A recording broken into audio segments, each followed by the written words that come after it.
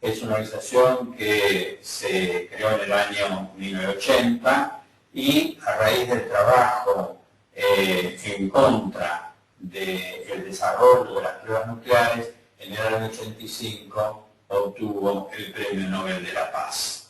Voy a desarrollar el segundo módulo, que es el impacto de las explosiones nucleares o de las armas nucleares en la salud, en la agricultura, en general en la vida humana.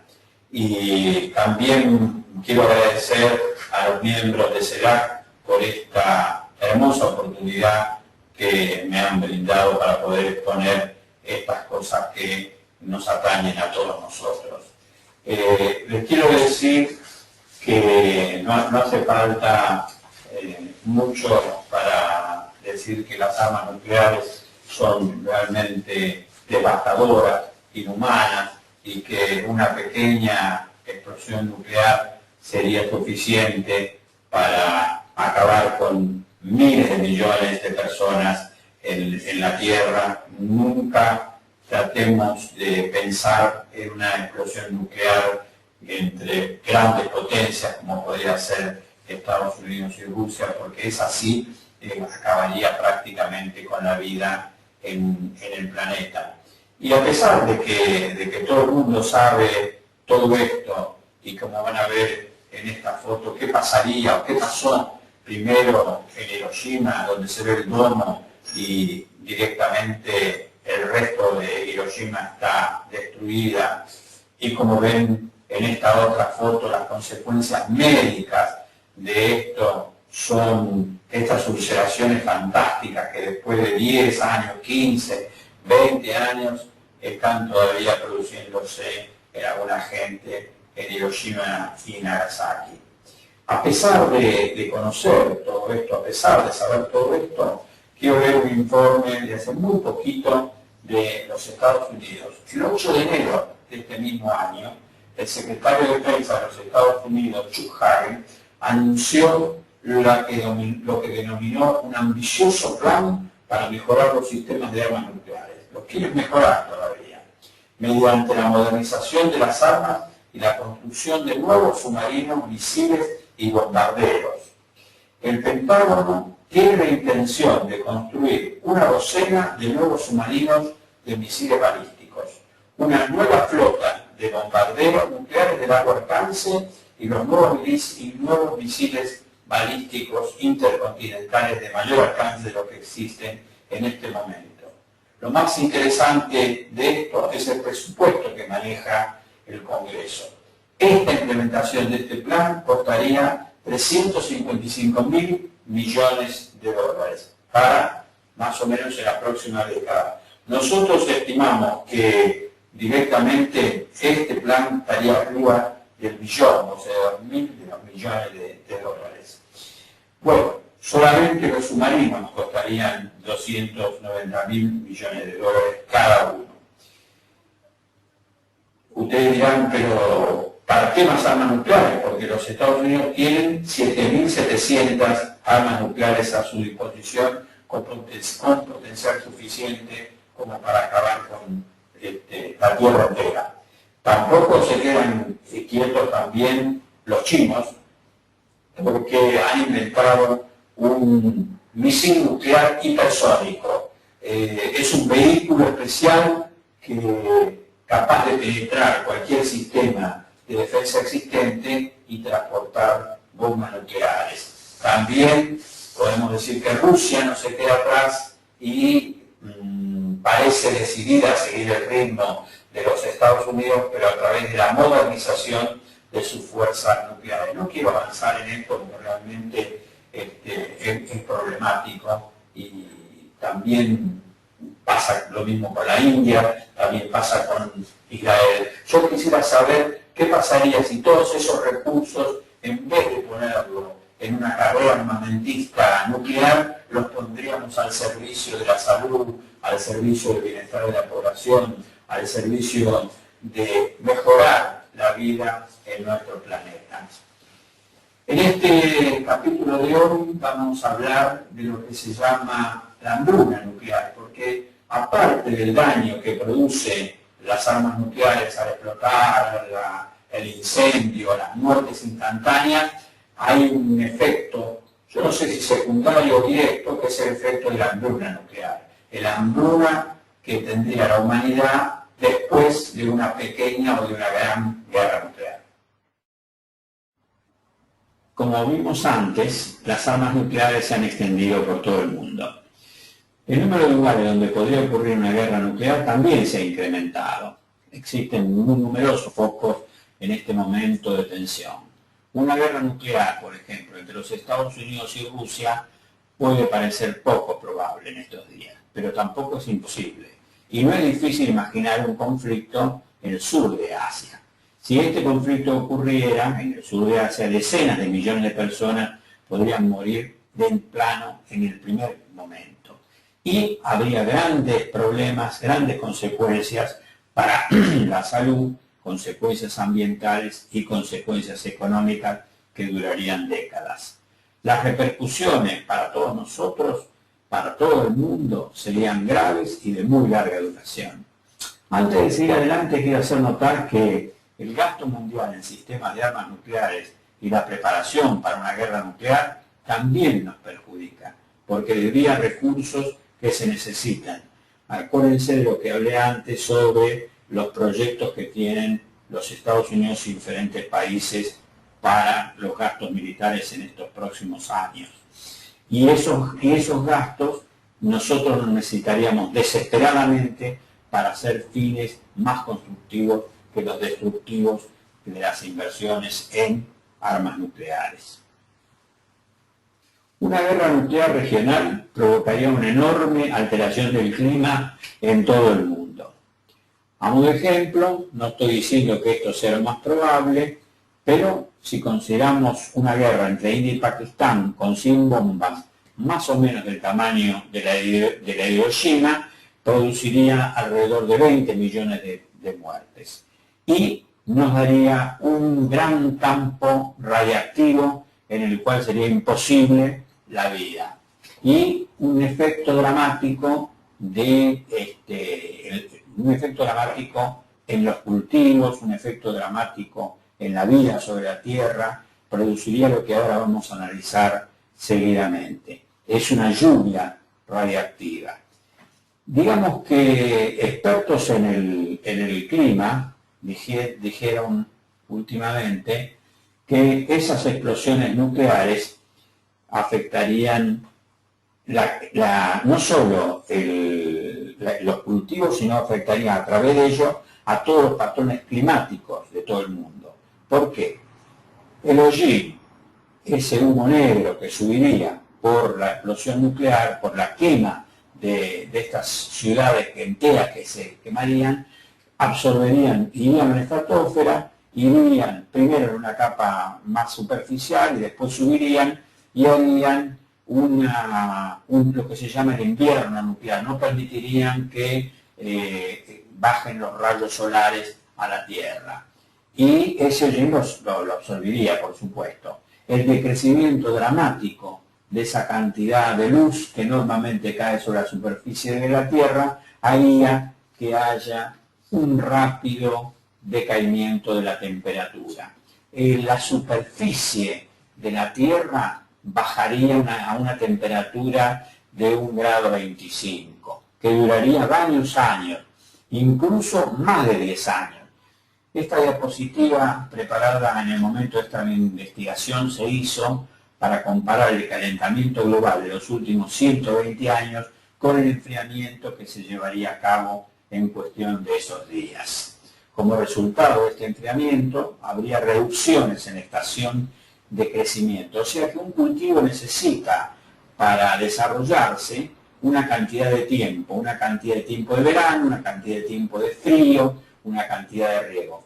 Estas temporadas que necesitan las producciones se reducirían muchísimo, con lo cual la producción de todo esto también de todos los cultivos se disminuiría en forma importante y en algunos casos eliminaría por completo esos cultivos.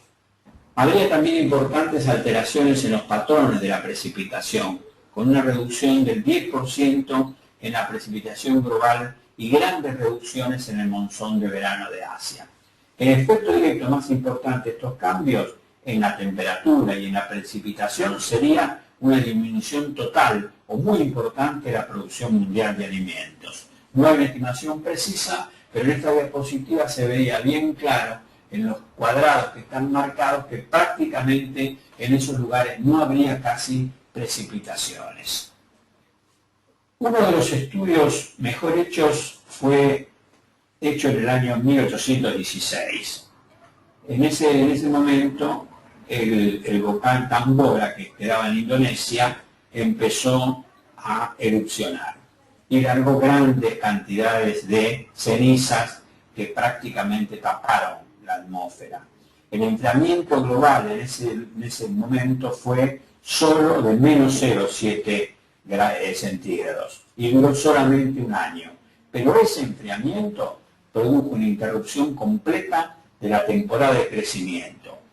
Hubo heladas importantes en junio, julio y 2 en agosto. Y hubo entonces una pérdida generalizada de los cultivos con una duplicación de los precios del grano, que esto lo vamos a hablar luego, porque no solo es el problema de que haya menos grano, sino con los que tienen grano, cómo hacen para que este valga mucho más. En las zonas densamente pobladas de otras partes del mundo, las consecuencias fueron mucho peores. Hambre reportado en Irlanda, Francia, Suiza, los estados alemanes y también la India.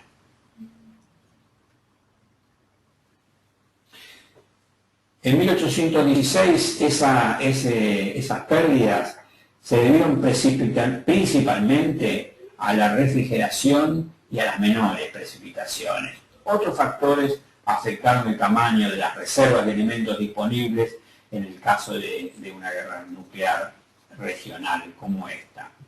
Si el hollín se inyecta en la atmósfera en una guerra nuclear, causando el agotamiento del ozono, los riesgos que podría provocar un nuevo descenso importante en la producción de alimentos sería importante. También esto incluiría una reducción o una interrupción de la producción del petróleo.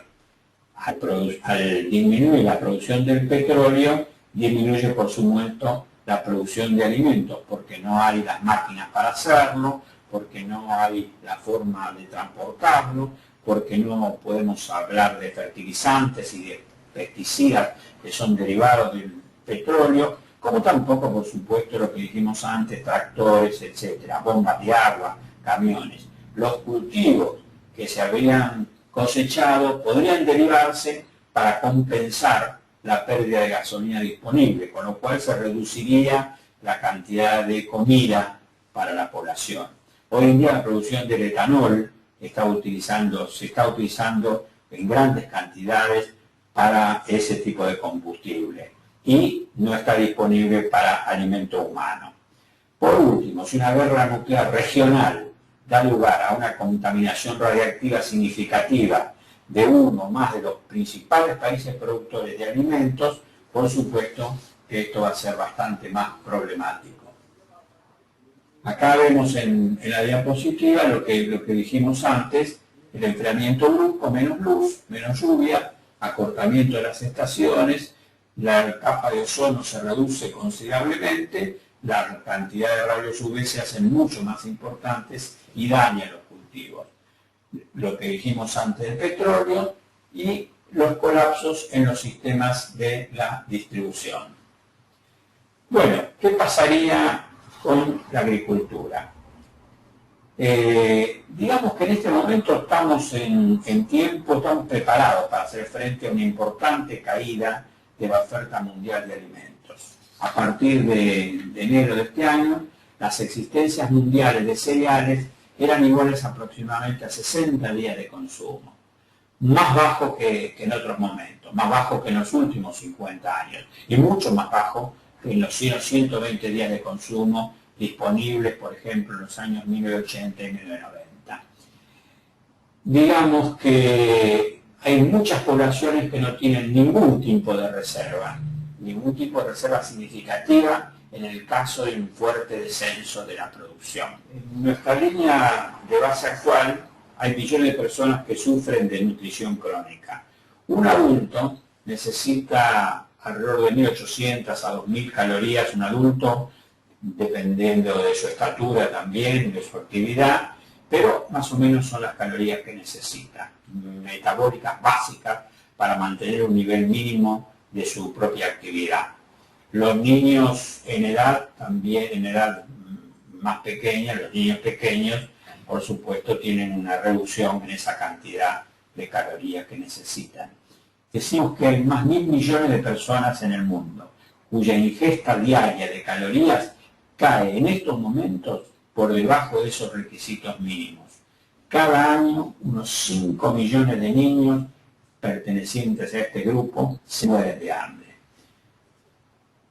Un pequeño descenso de la producción de estos alimentos disponibles pondría a todo un grupo mayor en grave riesgo. Hay cientos de millones de personas que tienen el consumo de una alimentación adecuada, pero que viven en países donde gran parte de la comida es importada.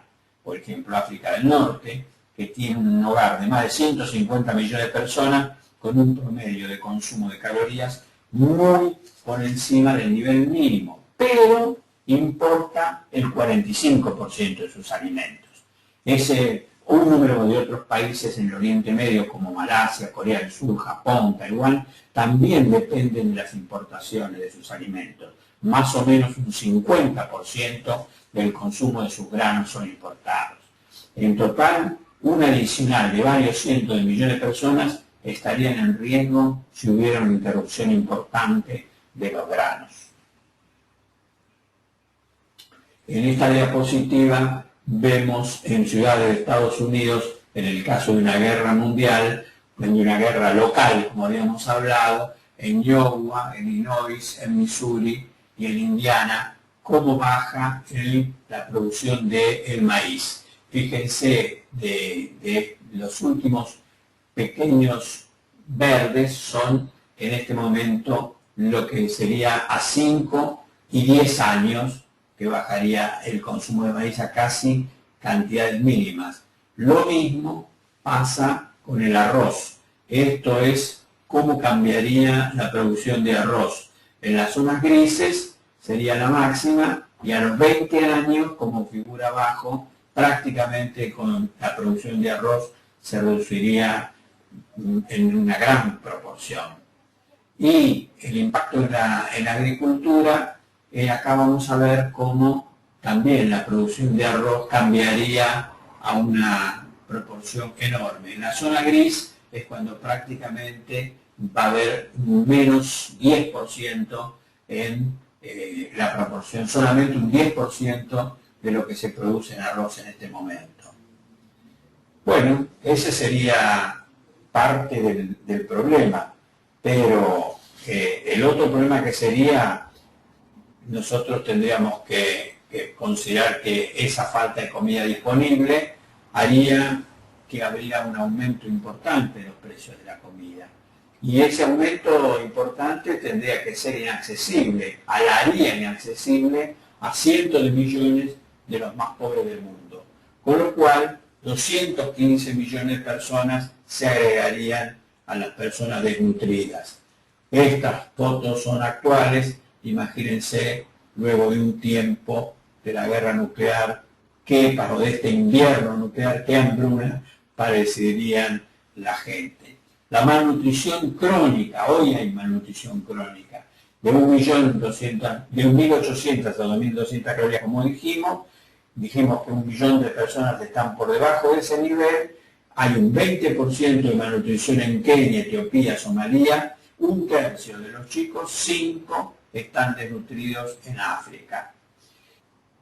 Un ejemplo de una gran hambruna podemos tenerlo en la que se llamó la gran hambruna de Bengala en 1943, acuérdese, plena guerra mundial, la batalla de Singapur, el Reino Unido es derrotado por los japoneses y entonces estos invaden Birmania, que era una colonia inglesa, y Birmania era el mayor productor de arroz, exportador de arroz para el Reino Unido. esa cantidad de arroz que no se exportaba y que quedaba almacenada en los lugares especiales que tenía el Reino Unido, porque el Reino Unido cortó la exportación de arroz a través de los países que lo rodeaban. El más cerca era Birmania, que era prácticamente la colonia. Tenían miedo de que los japoneses invadieran Birmania también y cortaran el suministro de arroz, entonces empezaron a acaparar el arroz, con lo cual ese acaparamiento produjo lo que se llamó la gran hambruna de Bengala, porque se empezaron a reducir, acá dice los alimentos solamente un 5%, que fue una baja reducción de los alimentos, pero al acapararlos empezaron a costar el doble, la gente no quería desprenderse del mismo y 3 millones de personas murieron por esa condición. Ese es un ejemplo para tomar de las cosas de la hambruna famosa de Bengala. ¿Qué pasaría si habría una guerra global en la cual estaría incluida China? No menos de 2 billones de víctimas por hambre estarían hechas justamente, no tanto por las explosiones nucleares, sino por la hambruna nuclear. Y estas explosiones nucleares o esta falta de nutrición y esta falta de la posibilidad de acceder a los servicios médicos nos darían grandes epidemias. Epidemias que hace mucho que no se ven, como la plaga, el cólera, la malaria y el tifus. Así arderían las ciudades después de las explosiones de las bombas nucleares. Acá tenemos un esquema que tendríamos que haberlo presentado antes, que es la temperatura de la superficie 2 años después. 150 millones de toneladas de humo que entran en la atmósfera, y acá no sé si se verá, pero se ve en los pequeños cuadraditos que la temperatura desciende menos 7 grados, menos 10. En los lugares azules es donde más se nota la disminución de la temperatura. Y los efectos climáticos, bueno, los mencionamos antes, ya se dan cuenta ustedes todo lo que estaría pasando en los problemas ópticos, en relación a la oscuridad que habría en ese momento. Estos son los países que tienen armas nucleares y que tendrían que cuidarse de las mismas. Nosotros apoyamos el trabajo que hace ICANN, que es una organización que tiene una campaña internacional para suprimir las armas nucleares. Ante todo, acá termina la exposición. Quiero agradecer al CELAC por la posibilidad de haber podido exponer estas ideas, y parte de las mismas vienen de un trabajo donde dice hambruna nuclear, más de 1 millón de personas están en riesgo. En riesgo por la agricultura, en riesgo por la nutrición humana y en riesgo por los alimentos que necesitamos para vivir. El autor de este trabajo es Ira Gelfand, que es un miembro de la IPPNW.